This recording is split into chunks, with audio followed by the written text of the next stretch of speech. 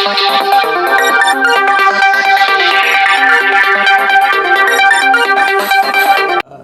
वो ये आरोप लगाया कि यहाँ तो बोलने की किसी को इजाजत ही नहीं है। इससे बड़ा और क्या। जिस पार्टी में राजनीति में आपको एक देखो, मैं कोई बातों को छिपा के नहीं करता। मैं आपको एक उदाहरण देकर समझाना चाहता हूँ कि भारतीय जनता पार्टी क्या है। मैं भी नया नया गया और मेरे को कैबिनेट मिनिस्टर बना दिया मोदी जी ने, और बहुत बढ़िया महकमे दिए, मिनिस्ट्री दी। तो मंत्री बने मुझे 10-15 दिन हुए तो मेरे पास एक फ़ोन आया कि आप गुड़गांव में पार्टी की मीटिंग है, उसमें आइए। मैं चला गया तो वीरेंद्र सिंह और कैबिनेट मिनिस्टर तो वो स्टेज की तरफ जाने की कोशिश करेगा। तो मैं जब स्टेज की तरफ चढ़ने लगा उसकी पौड़ियों पे, तो मैंने देखा इंद्रजीत सिंह जी सामने बैठे हैं। उन्होंने मेरे तरफ हाथ किया कि वहाँ नहीं, यहाँ आ जा। यानी इंद्रजीत सिंह जी जो 6 बार के एमपी हैं, उनको आप वहाँ बैठा रहे हो, और मैं फुल फ्लैश्ड कैबिनेट मिनिस्टर। मैं तो चढ़ जाता, लेकिन वो फिर मेरे को इशारा किया तो मैं भी उनके पास आके बैठ गया। मैंने कहा भाई इंद्रजीत क्या मामला है, अपन तो यहीं बैठे हैं। मैंने कहा ये सामने जो स्टेज पे ये कौन है? कहता मेरे को तो पता नहीं। तो मैंने भी कहा मेरे को भी नहीं पता। तो this type of politics where you don't recognise the leadership of a man, that party would always be in loss. देखो अब कांग्रेस यानी उनको लेगी नहीं लेगी, और भी नाम है बहुत मेरे पास। इंद्रजीत जी का तो मुझे नहीं पता, वो तो मिनिस्टर भी हैं, सारी बात है। लेकिन और भी कुछ ऐसे हैं जिनकी इच्छा है कि कांग्रेस, और कुछ तो ऐसे ही हैं जो अभी भी चुनाव लड़े हैं बीजेपी से। यानी कोई भी पत्रकार कहता है कि जी आपको सीएम बनना की इच्छा थी, वो पीड़ा तो होगी। कोई ऐसा नहीं है। देखो बात ये है कि किसी न किसी स्टेज पे आपको, मैंने तो 4 सीएम बनाए अपनी कलम से, और जो सीएम बने हुए उन्होंने एमएलए भी नहीं बनाया हुआ कोई। तो ये कोई वो नहीं है। लेकिन मैं ये मानता हूँ कि मेरी एक सोच है, और मैं ये भी मानता हूँ कि जिस तरह की पद्धति है इस देश में, मैं देश की भी बात कर रहा हूँ, या हरियाणा में, उस पद्धति के अनुसार चीफ मिनिस्टर का जो ऑफिस, सीएमओ जिसको बोलते हैं, चीफ मिनिस्टर ऑफिस, वो जहाँ प्रजातंत्र में डिसेंट्रलाइजेशन, विकेंद्रीकरण सत्ता का हो, तो ये एक ऑफिस है। प्राइम मिनिस्टर का ऑफिस भी नहीं है ऐसे, वहाँ भी स्वतंत्रता है, जो मंत्री हैं अपने विभागों में। और अब मोदी जी का तो इतना नहीं, लेकिन पीछे मैंने एक पंडित जवाहरलाल नेहरू को तो मैं नहीं कभी, क्योंकि हम तो उस टाइम स्टूडेंट थे, बाकी मैंने सभी प्रधानमंत्रियों का देखा है, तो स्वतंत्र रूप से काम करने का। लेकिन ये जो एक ऑफिस है, और ये ऑफिस सिर्फ हरियाणा का नहीं कह रहा मैं, चीफ मिनिस्टर का, देश भर में इस ऑफिस की सेंट्रलाइजेशन ऑफ पावर जो है, वो बहुत सी सोच अच्छे विधायक की, अच्छे अफसर की, अच्छे शिक्षाविद की, अच्छे साइंटिस्ट की, अच्छे मिनिस्टर की रुक जाती है। तो इसलिए इच्छा मेरी हमेशा यही रही कि कुछ मेरी जो सोच है, वो जो मैं मंत्रिमंडल में तो बहुत रहा हूँ, लेकिन उसका पूरा करना, वो कई बार क्योंकि जो the man who is at the helm of the affair, जो वो नहीं हो सकता उनको वो चीज़ पसंद हो। तो इसलिए अब मैं आपका जवाब दे रहा हूँ। अब मेरा ये विचार है कि मैं इस विचार को जो मेरे पास है, मैं नई जो पीढ़ी है उसको दूंगा, और जो युवा जो लोग हैं वो जब मंत्रिमंडल में या मुख्यमंत्री या एमएलए या एमपी बनेंगे, तो हो सकता है मेरे विचारों की जिसको मैं संजोए हुए हूँ उनका कहीं ना कोई रास्ता निकल आए। इसका मतलब कहीं ना कहीं गड़बड़ है। यानी अगर कोई भर्ती कैंसिल होती है तो न्यायालय का जो फैसला ये तो नहीं है ना, वो तो फैसला ये है कि कहीं ना कहीं कमी थी, तभी तो अब अगर वो ये कहें कि ना हम कोई कैसी भर्ती करें, कांग्रेस उसमें दखल ना दे, ये तो कोई बात नहीं। और वे तो सभी पार्टियां कराती हैं, बीजेपी भी लगी हुई है, कांग्रेस भी कराती है, और भी पार्टियां कराती हैं, कैंडिडेट खुद कराते हैं। लेकिन मेरा इसमें थोड़ा सा ये सुझाव है कि हमारा राष्ट्रीय दल है, मैं ये सोचता हूँ कि पहले 90 के 90 हलकों में ये सर्वे कराया जाए कि कांग्रेस की स्ट्रॉन्गेस्ट जीतने वाली सीटें कितनी हैं, कौन सी हैं, और जो सीटें ज़्यादा स्ट्रॉन्ग नहीं हैं वो कौन सी हैं। इस सर्वे का व्यक्ति विशेष के सर्वे से ज़्यादा महत्व है, क्योंकि आप सिर्फ सर्वे आधार पे कुछ आपको ऐसे लोगों का भी चयन करना पड़ता है जो आपके लिए विधानसभा में, पार्लियामेंट में, आपकी कैबिनेट में उनको एक विशेष। अब आप देखिए, बहुत से ऐसे लोग मैं आपको बता सकता हूँ जो बुद्धिजीवी के रूप में जिनका अपना एक स्थान था, अब चिदम्बरम है, जेटली थे, सुषमा थी, और हमारे यहाँ आनंद शर्मा कांग्रेस में, हमारे यहाँ बहुत से, मैं आपको, बल्कि पंडित जवाहरलाल नेहरू तो ये देखते थे कि इंटेलेक्चुअली कौन आदमी शिक्षाविद अच्छा हो सकता है, छागला को लेके आए, वो तो कोई राजनीतिक नहीं था। तो इसलिए बहुत सी ऐसी चीज़ें हैं जिनको हमारे को अपनी नीति निर्धारण में लोगों की भावनाओं को सही रूप में उसका कोई अगर अमेंडमेंट भी करनी है या कोई नया कानून भी बनाना है तो सिर्फ अफसर नहीं, यू मस्ट, आपके पास ऐसे मिनिस्टर हों, आपके पास ऐसे आपके एमपी हों, एमएलए हों, जिनकी कैपेबिलिटी टू ड्राफ्ट बनाने में अफसर भी ये कहे जी हाँ इससे ऊपर कुछ नहीं हो सकता।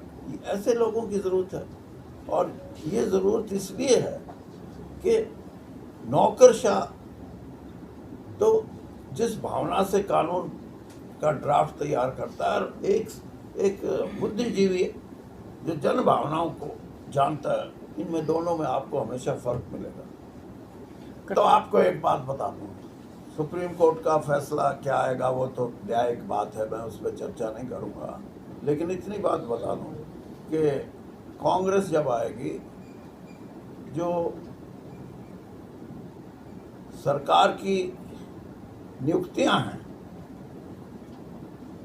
उनमें बहुत बड़ा सुधार हम चाहते हैं हो और करेंगे, क्योंकि संतुष्टि होनी चाहिए। एक आदमी को नौकरी नहीं भी मिली तो उसको ये लगे कि ये पेपर लीक नहीं हुआ, ये तो यानी हरियाणा, चेन्नई में पेपर हो, लीक हरियाणा में हो, तो अब फिर वही सुशासन, ये सुशासन है क्या? तो इसलिए नौकरियों में हर जो भी प्रार्थी है उसको ये हो कि मुझे मिला, ठीक है, मैं डिज़र्व करता हूँ। किसी को ये हो कि मैं फिर ट्राई करूँगा, शायद मैं डिज़र्व नहीं करता था, लेकिन मेरे चयन में सुशासन की बजाय कुशासन हुआ है, इसलिए मुझे तकलीफ होती है।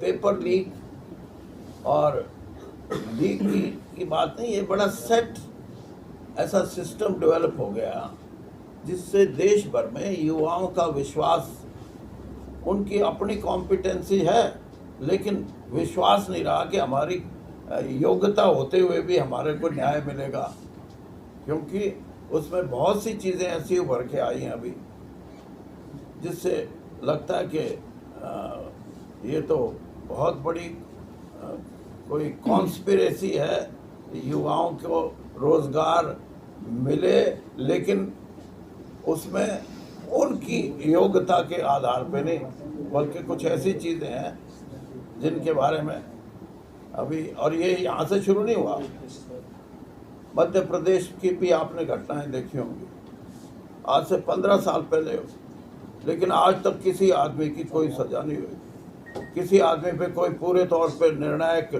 बात नहीं हुई। हाँ, कुछ लोग मर जरूर गए जो जिनके खिलाफ केसेस थे, लेकिन इंसाफ अभी तक नहीं हुआ। और ये बहुत बड़ी समस्या है।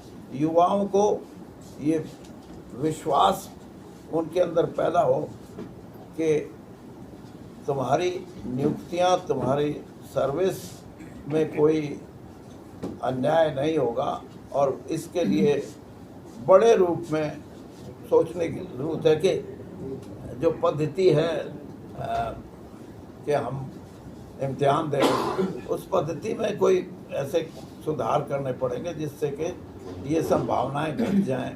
कर्मचारियों की नाराज़गी किसी भी राजनीतिक दल जिसकी सत्ता होती है ना, उसको बड़ी महंगी पड़ सकती है। और उसकी सबसे बड़ी उदाहरण है हिमाचल। हिमाचल में जब भी कर्मचारी नाराज़ होंगे किसी सरकार से, वो दोबारा गवर्नमेंट नहीं बना सकते। तो इसलिए ये बात इस सरकार को भी समझ लेनी चाहिए। बात यह है कि ये सबको पता, आपको भी पता है, वैसे मेरे से पूछने की कोई ज़रूरत नहीं, आप जानते हो। फैसला तो हाईकमांड करता है, नंबर 1 बात। और दूसरी बात ये कि फैसला जनता भी कर देती है। अगर अच्छा बहुमत आएगा तो आपकी सरकार अच्छी चलेगी, और मुख्यमंत्री को की भी हैसियत बढ़ जाती है कि मैं मजबूती से काम करूंगा क्योंकि मेरे पास पूरे सत्ता के लोगों का समर्थन है। बाकी आप क्या कहलवाना चाहते हो वो मैं अभी कहता नहीं। मैं तो मेरे तैयार हुए विधायक की बात नहीं कर रहा। मैं ये चाहता हूँ कि अच्छे लोग आएँ और उनके लिए मैं वकालत करूँगा। मतलब आप मेरी बात को समझ लो कि एक सिस्टम में जो क्वालिटी है वो भी ज़रूरी है, पॉपुलैरिटी भी ज़रूरी है, but simultaneously you must have the quality. तो मैंने तो दूसरे राज्यों में तो सब बांटी हैं और यहाँ भी बांटी हैं। 2 बार कांग्रेस अध्यक्ष रहा हूँ, और जिनके बारे में आप पूछ रहे हो उनको टिकटें मैं नहीं दिलवाई। अच्छा, आपने तो 52 साल का होगा, युवा की कैटेगरी में तो आता है। राहुल गांधी अगर युवा की कैटेगरी में आते तो आपका बेटा मेरी पोती जब 25 के हो जाएंगे तब पूछना है। राहुल गांधी जी भी अभी युवा में आते हैं, तो ब्रिजेंद्र जी तो काफी उनसे। राहुल गांधी जी और ब्रिजेंद्र सिंह क्लास फेलो हैं, दोनों सेंट स्टीफन में पढ़े हुए हैं। राहुल जी तो 1 साल पढ़ के फिर वो चले गए थे विलायत या अमेरिका का, मेरे ख्याल में इंग्लैंड गए थे, और 1 साल तक वो एक ही सेक्शन में और स्टीफन में पढ़े हुए हैं, और वो भी उसी उम्र के हैं जिस उम्र के मेरा बेटा। की बातों को जिस तरीके से सरकार ने 13 महीने तक कोई संज्ञान नहीं लिया, उसके बाद 3 कानून वापस लेके बोले कि हम आपको एमएसपी भी देंगे और 3-4 चीज़ें और भी।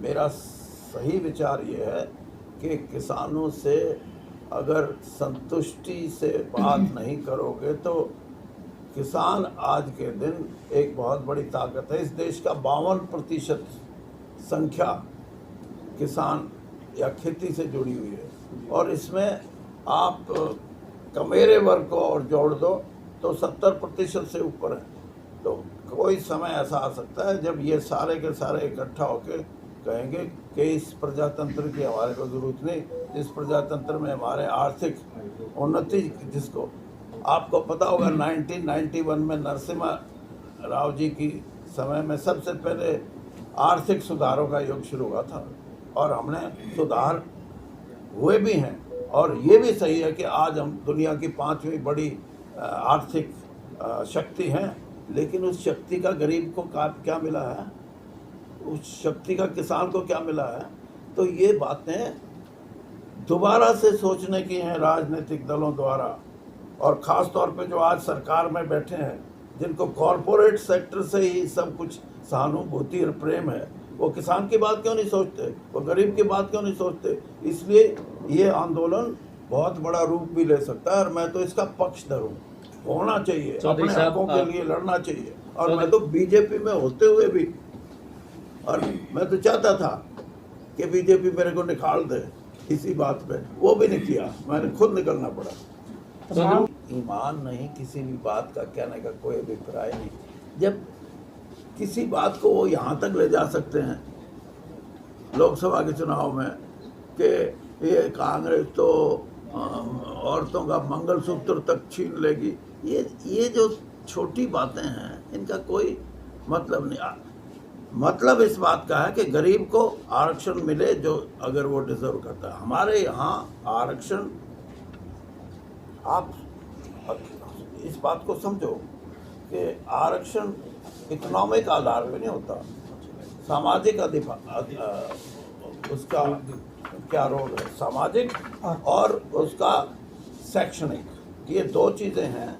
इसलिए मेरा मतलब आपको किसी भी आप देखो, किसी धर्म या किसी जाति की बात नहीं कर रहा मैं। बात यह है कि संविधान में साफ लिखा हुआ है कि आरक्षण दलित समाज को वो मिलेगा जो सामाजिक रूप से और शिक्षा के आधार पे कमज़ोर, और ये आरक्षण ने बहुत मंजिल तय की हैं। और आज हम ये कह सकते हैं कि सामाजिक परिवर्तन जो आहिस्ता आहिस्ता आ रहा है वो इसी का परिणाम है।